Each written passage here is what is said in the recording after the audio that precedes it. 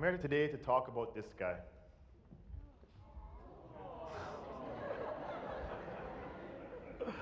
Me, at 7 years old, looking up excitedly at my mother, telling her a story about Jamaica's maroons. Having thought of food as something that grows in the back room of supermarkets, I was excited to learn that the maroons hunted for fish in Jamaica's rivers.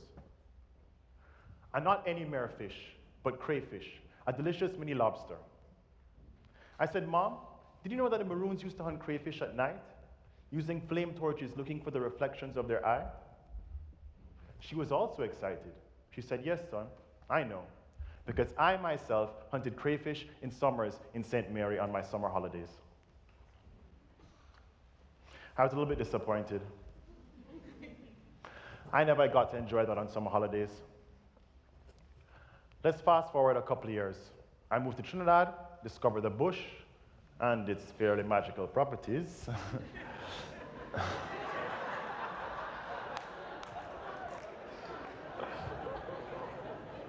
So, I discovered the forest and befriended a Guyanese Amerindian who promised to take me crayfish hunting. I was excited to live a childhood dream, but I was also excited to bring home some crayfish to impress my mother.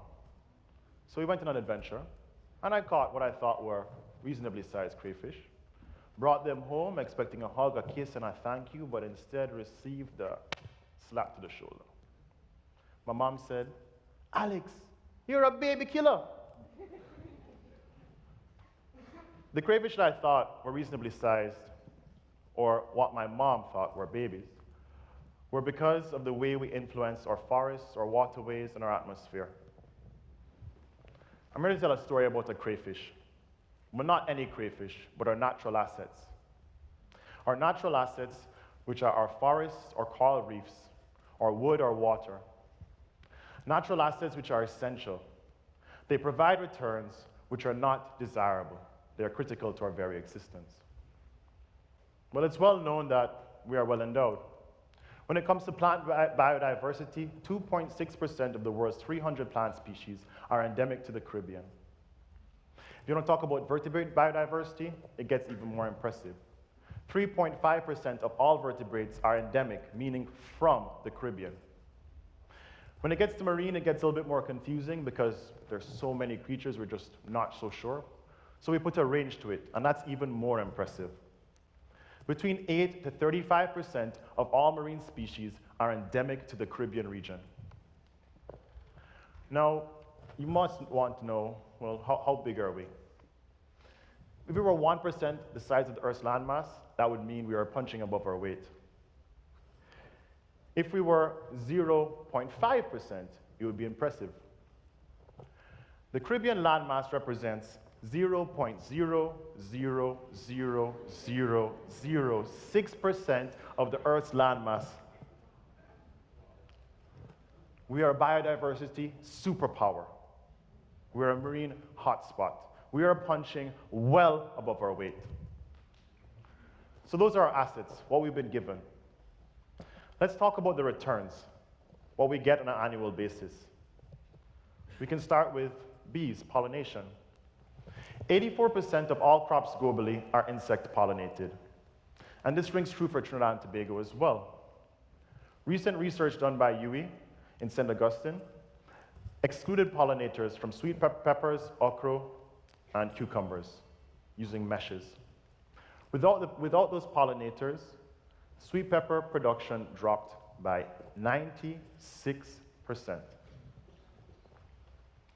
If you scale these values up to the national level, Trinidad serves to lose without pollinators $65 million every year. That's about 30% of the value of agriculture. Without bees, your doubles can't even be slight.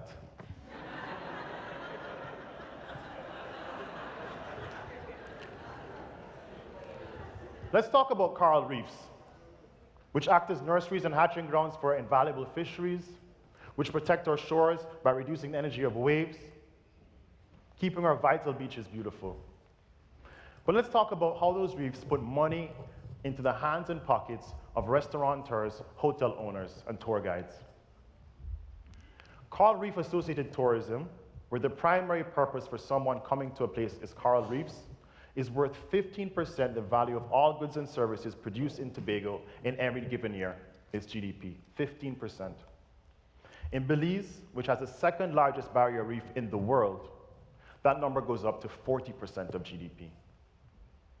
These are critical for dollars and cents that are exchanging hands. Let's talk about forests. Staying in Tobago, we can talk about the Main Ridge Forest, which is the oldest legally protected forest reserve in the world. It's Tobago's well. When that forest sweats, Tobago rains. When that rain falls, it's stored in its biomass, its soils, and its rivers. The average tourist uses about 4 times as much water as a local, so that water is critical. But we're humans, right? We're ingenious. We can replace water. Put in a desalination plant. But how much would that cost? Putting a desalination plant into Tobago would cost Tobago $7 million every year in water production costs. That doesn't include the cost of constructing a desalination plant, which is about $150 million in Tobago. Let's talk about the Northern Range, that forest. The one behind us, in this picture and behind Queen's Hall. That range rising out of the Caroni with a maternal protecting haunt. That protecting haunt is real because the forests in the Northern Range bind the soil. They keep that soil up there and not in your living room, not in your drains, not in your canals. If those roots were not providing that critical service, Trinidad would be spending US $70 million on cleanup every single year. That value does not include lost productivity, lost time, or lost lives. So we've talked about these tangible economic benefits, but there's some that are not so tangible and are difficult to put into dollars and cents. Because the truth is, of our history, our 50,000 years as a human race, we've spent the majority of time outside. And since then, the gulf between man and nature has only widened. So that feeling of exhilaration you feel if you go jogging through the Bamboo Cathedral or spend time outside, that's actually real. In a study with 800 subjects, people who are exercising outside versus indoors, doing the identical exercise, had increased feelings of revitalization, decreased anxiety, reduced anger, and this was for weeks after their exercise outside. And that's the forest. I mean, we're not too distant from that. If you think about the ocean, which we're separated from by millennia before when we were marine mammals, it gets even more uncanny. The second you get to the beach and you splash cold seawater on your face, blood is going to begin rushing from your feet up your legs, from your hands up your arms, and into your core to keep it warm and your vital organs safe.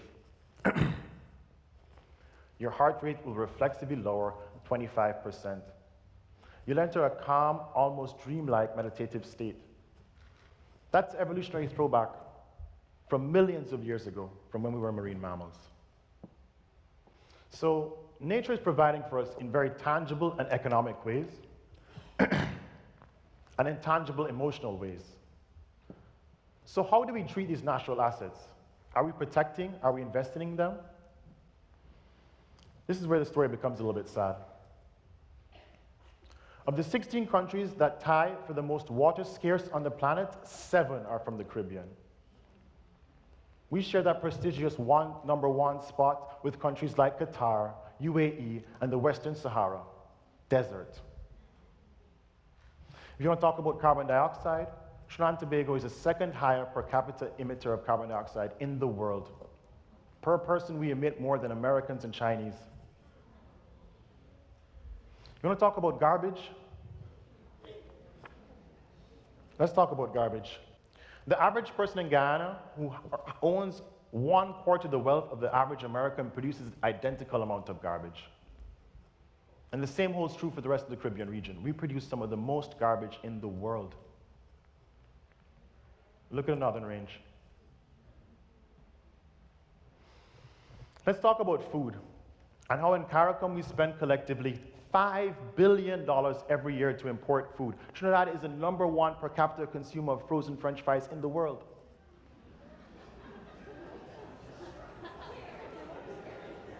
And that gets even more scary when you consider how wealthy we are. We have a full fridge full of cassava, full of sweet potatoes, breadfruit, coconut water, and hot peppers, some of the most popular health food products of today, selling off shelves in the US. So why, if we have such valuable assets, we're so rich, and they're paying us so much, why do we treat our assets so poorly? Well, I can't put it better than this, by Pabdan Sukhdev. It's because of the economic invisibility of nature. Simply put, we only think of the private benefit when we cut down the tree, and not the social cost of the child that dies downstream. When we buy a pepper, we don't think about the cost of the 10 bees killed by a pesticide used in its production. We don't ask ourselves certain questions.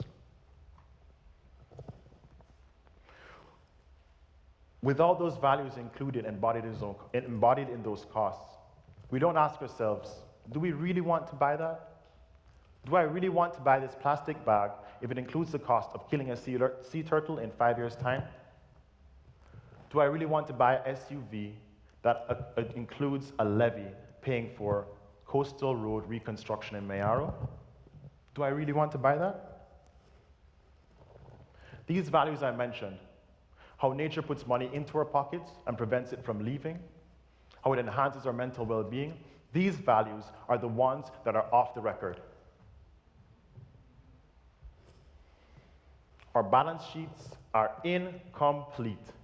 There are many red entries which we're simply ignoring, and they're beginning to build up.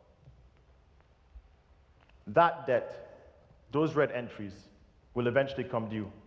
In some ways, they're due now. But it's terrifying to think that you are building up a debt that your children will have to pay.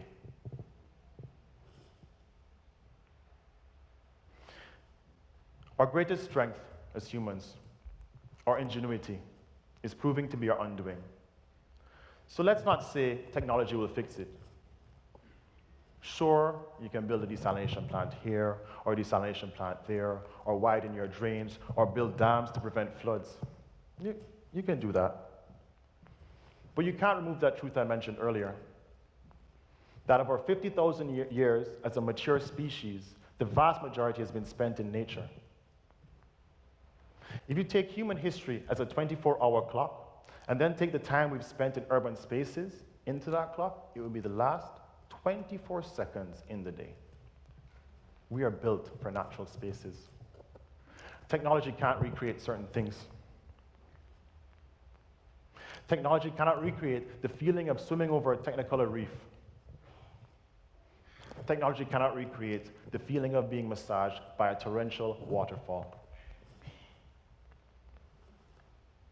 You cannot teach your child how to choose the perfectly ripe mango, the smell, the texture, the color, the taste on an iPad.